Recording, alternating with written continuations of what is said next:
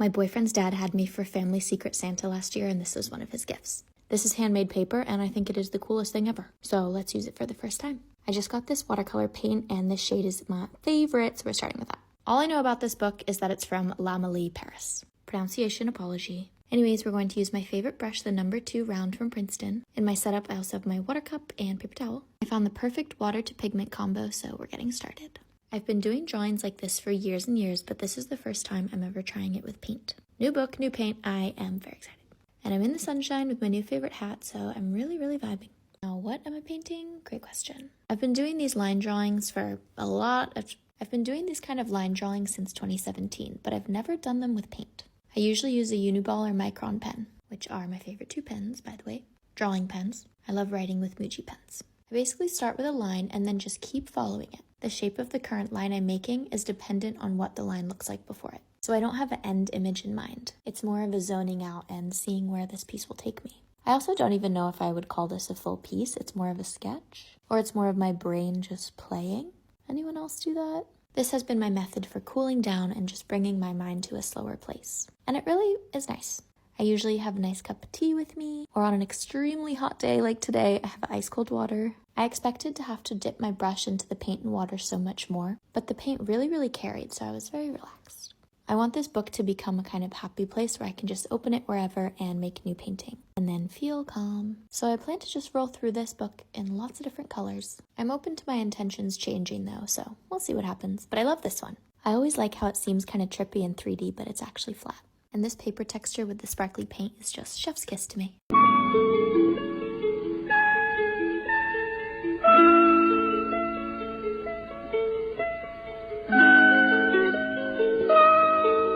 Can I see you tomorrow night? Sure, but don't you mean tonight?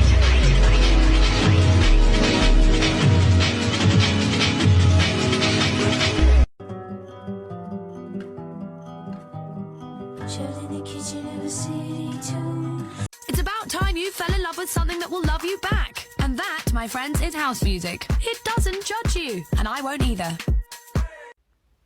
So I'm a junior in high school, and I have no motivation to do homework. I don't know if it's because I'm a junior or if it's because of the fact that no matter what degree I get, no matter what I go into, I'm not going to find a job or make enough money to support myself. So, and it's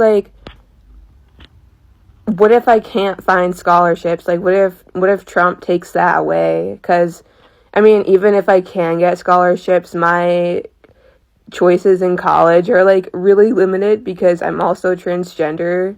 So, I can't I don't feel comfortable leaving this state. I can, but I wouldn't, and it's also hella expensive to do so as well. So it kind of feels no matter what I do, I'm still gonna end up dirt poor or something. And it's also it is so hard to find a job, and then also combine that with the fact that even if you do live in a blue state or anything, if you're a trans person, working is gonna be really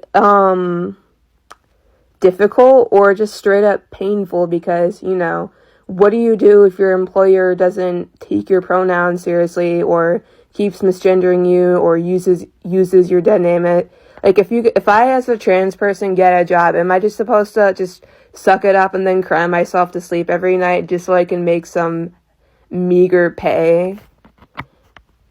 It just seems stupid. What am I doing here? I am getting no benefit from anything I do. I can't even go to college without a scholarship. I'm just poor. I can't.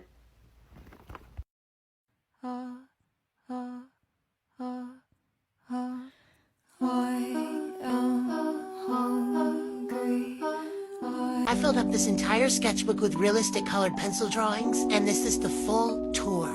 I started this in 2020. November of 2020, that's prehistoric, bro. Yeah, the first beginning drawings were just me experimenting and trying to figure out how to do it, I don't even think I made videos on these drawings. I think my first tutorial that I posted was this scrunchy drawing, which got like 1 million likes at the time. I still love it a lot, but I feel like some of my future drawings are definitely better and show more skill. A lot of these are unfinished. There's also some very good ones that I did cut out of this sketchbook to put in like a portfolio or something later on, but this is just what's left of this sketchbook today. Now guys, I gotta be honest, I did kind of clickbait you. This sketchbook is still unfinished. There's still a bunch of empty pages at the end, so I could still finish it if I really wanted to. Let me know if you guys want to see more tutorials. I don't even know if I did one of these tutorials today, how good would I be? Because I've been drawing ever since, but I just haven't been drawing this. Honestly, I don't really like doing these because they take hours and hours. And then at the end of the day, like, it's just like, cool, you drew a Lego guy, like, cool.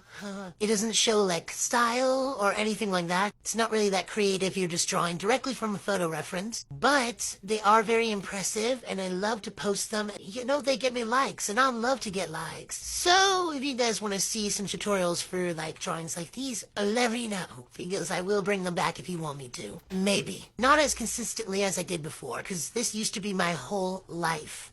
You can probably tell because they're so goddamn detailed. Even I look back on these and I'm like, oh my god, I was so talented back then. I put so much hard work into this. Yeah, they're insanely impressive, but it's too easy for me, guys. I'm sorry. It's too easy. So I did switch to oil pastel to get me more motivation towards the end of sketchbook. It didn't work because I only did 2 oil pastel drawings, and then I switched to an entirely different sketchbook made for oil pastels, so... yeah, I just wanted to bring back the full sketchbook tour so I could get your guys' opinions on if I should bring back the hyper-realistic stuff, or if I should just lay it to rest forever, so... bye guys, thanks for watching. And the voice is always there in the back of your head. Just one more time, and it will stop.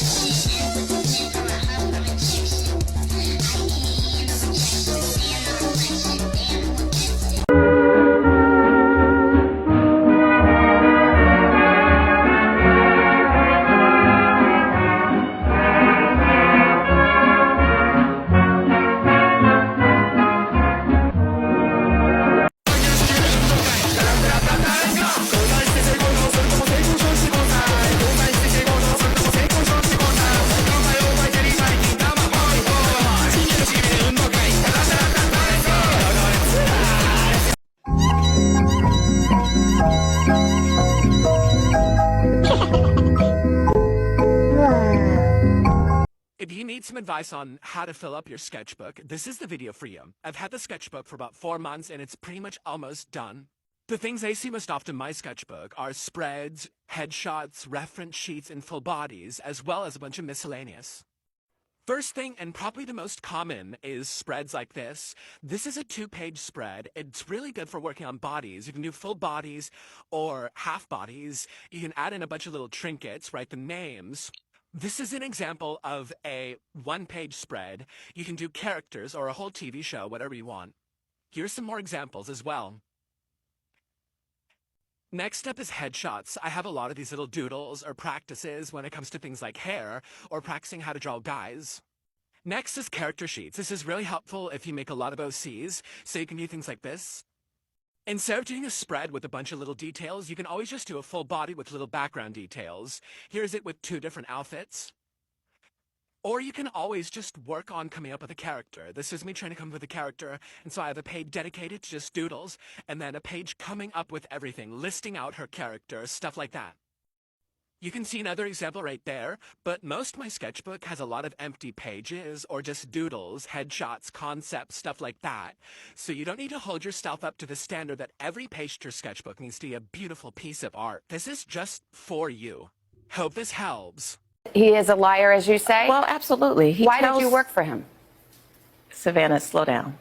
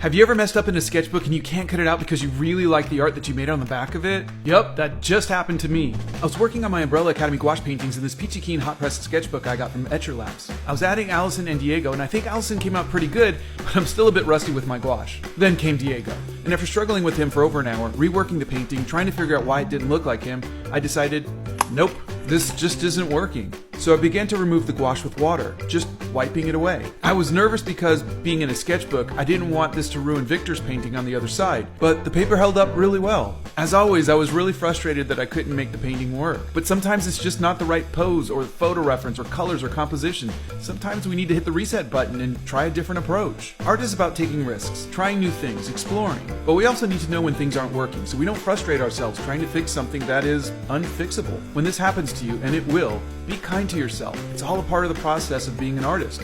Some days it works and some days it doesn't. That's just art.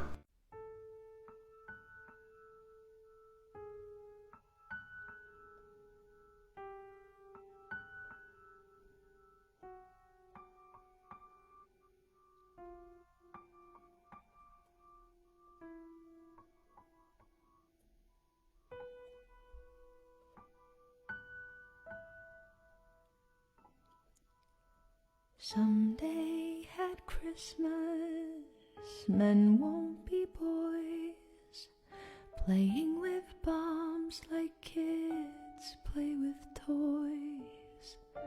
One warm December, our hearts will see a world where men are free. Someday at Christmas, there'll be no wars, when we have learned what Christmas is for, when we have found what life's really worth, then there'll be peace on earth. Someday all our dreams will come to be, someday in a world where men are free. Maybe not in time for you and me.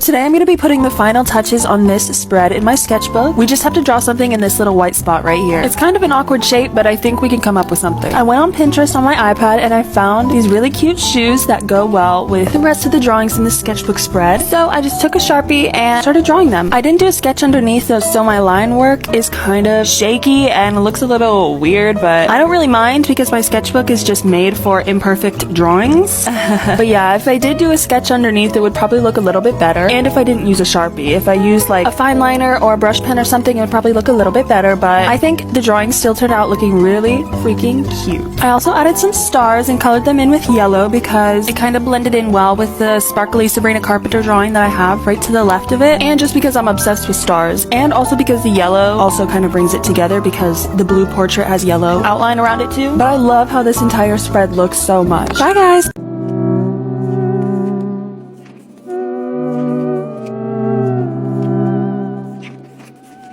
I like to dissect girls. Did you know I'm utterly insane?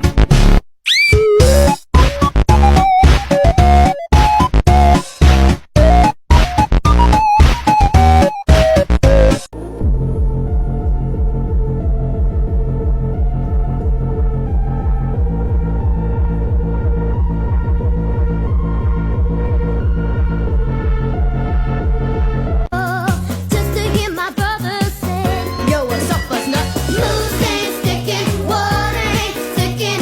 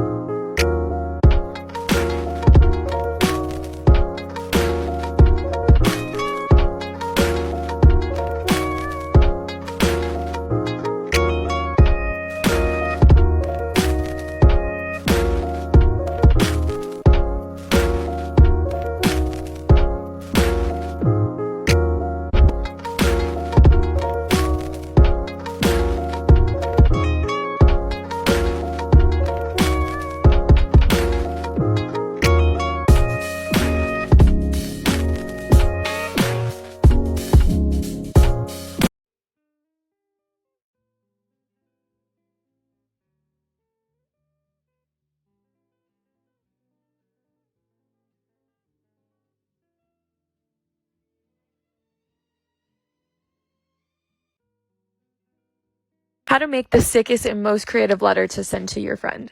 So you're going to want to start by getting an open sketchbook and just writing your weekly recap. And then I love to add images to go with each day.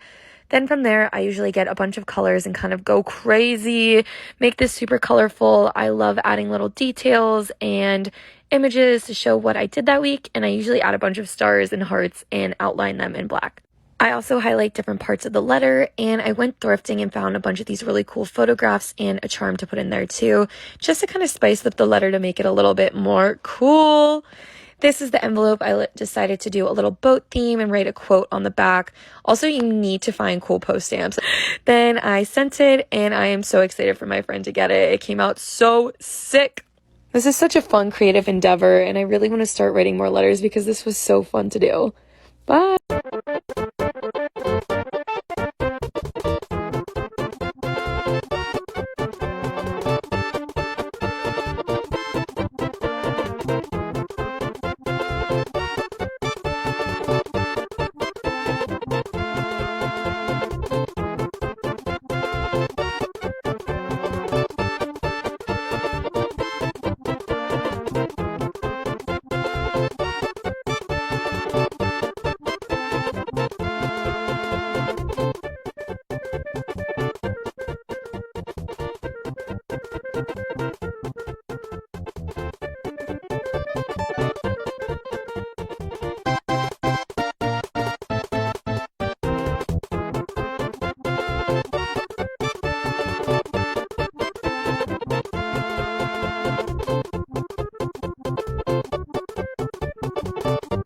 Después de 2 años por fin cambio de sketchbook y la verdad es que no sabía cuál comprar y este me convenció por el grosor de las páginas. Hasta el momento he probado con pintura acrílica y con plumones y ha aguantado muy bien. Algo que me preocupaba bastante era el tamaño porque es un poquito más chiquito que el anterior, pero hasta el momento me estoy adaptando muy bien.